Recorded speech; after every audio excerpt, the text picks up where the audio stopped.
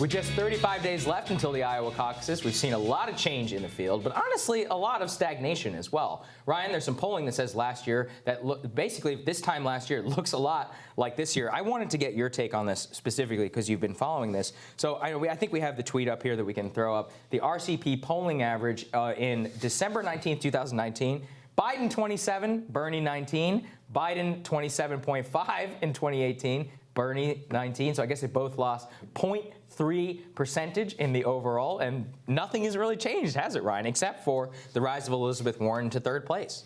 We should apologize for wasting everyone's time for the last year. I know. Yeah, that's how I feel. I'm like, should have told people to tune back in a year from now. What do you make of this? Given, I think what Crystal and I have been focusing on so much is that the strength of their diverse coalitions, both within Biden and within Bernie, is so kind of rock solid. They have the same amount of committed supporters that everybody else is kind of just flirting with whoever is the flavor of the month, and they don't have very much committed support. And now we're 35 days to go to the Iowa caucuses, and things are looking a lot like they did a year ago. And people say, well, everybody said that Joe Biden was going to collapse, but he didn't collapse. But is this a collapse? I mean, think about it. He's at less than 30%, heading into the Iowa caucuses. A non-collapsed campaign would be one that starts in the 20s, 30s, and then climbs into the 40s by the time you're heading into Iowa. He has clearly shown that he's utterly incapable of expanding this kind of either name recognition or nostalgia support that he has from leftover from the Obama years. So I do think he is in the weak position that people predicted that he would be in, because even though that's a good point, we're only a month away from caucusing at this point, a lot of people have still not fully tuned in to the primary. And Bernie's resilience is a big part of that. And then underneath that, Elizabeth Warren kind of creeping up. Yeah, she's also at 19.2% of the vote, should say that. So I guess the counter to this would be, well, we've got a stratified field. The guy may not win Iowa and New Hampshire. He's got a lot of support in places like Super Tuesday. As long as all these other candidates are in the race, Joe Biden could take this thing away with 27.5% of the vote. What's the counter to that analysis? Well, yeah, and the example would be 1976 with Jimmy Carter, who won like 30% in Iowa. Right. Kind of shocked everybody. Then he won 30% in New Hampshire. And he just kept getting 30% until he got to the southern states where he started getting 50%. And he creeped into the convention with like 40%. That is certainly a scenario that could play out. Bernie could do the same thing, though. Right. There's every possibility Bernie, a lot can happen in January, and we'll see how it plays out. Bernie could win Iowa. He's polling either first or second in New Hampshire. He can win there. It's a home state. And if he wins those two, then you probably see Elizabeth Warren start to bottom out as the left realizes that, okay, this is actually the horse that we have to ride here. Nevada comes next, which he almost won in 2016, polls near the top this time around. He's in striking distance in South Carolina. Now he has momentum. In particular, right? He very easily could win California, the biggest delegate state, on Super Tuesday. At that point, he's got a ton of momentum.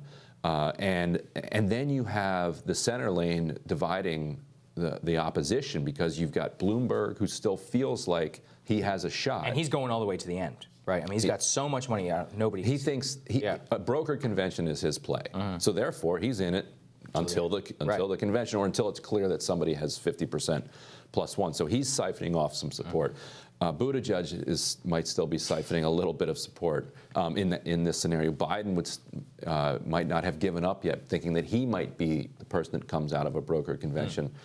And so you could see kind of Sanders limp with 35%, winning all of these elections and then coming to the... So what you're getting at, though, which might be a scary scenario for people who support Bernie, which is that he may not ever have enough to get that 50 plus one. I mean, Ryan, is there any way... look, broker convention is every journalist's dream. But say it were to happen, is there really any way that the party establishment would allow him to get the nomination? Or would there just be so much of a riot on their hands if they did try and take it? The only way, and the Bernie people will hate this, the only way is if Warren has, say, 15% of the delegates and teams up with Sanders. Sanders has 35, 40, and she has 15. And it's very important that for both Sanders and Warren delegates to be very carefully chosen by the campaigns, because you do not want Sanders to have delegates who are first pick Sanders, second pick Biden, and you don't want Warren to have delegates who are first pick Warren, second pick Buttigieg, or second pick Biden. Yeah. You want each of them to make sure that these are committed progressives who, if Warren doesn't win on the first ballot, that they're Sanders delegates on the second ballot, because it used to be that the party bosses could tell them, all right, Ohio moves our delegates to Seward. Yes. But TBT. yes, but not happen. That doesn't happen anymore. Tell us, do these campaigns have the institutional competence to do that? Because what we're talking about is you got to run a campaign, you have to do national media, you have to do all these caucuses, do these primaries. At the same time, you have to pick the delegates and vet them. Tell us a little bit. I mean, you really focus on this process. Do they have the institutional competence to do that? I think they do if they do it in kind of coalition with outside groups.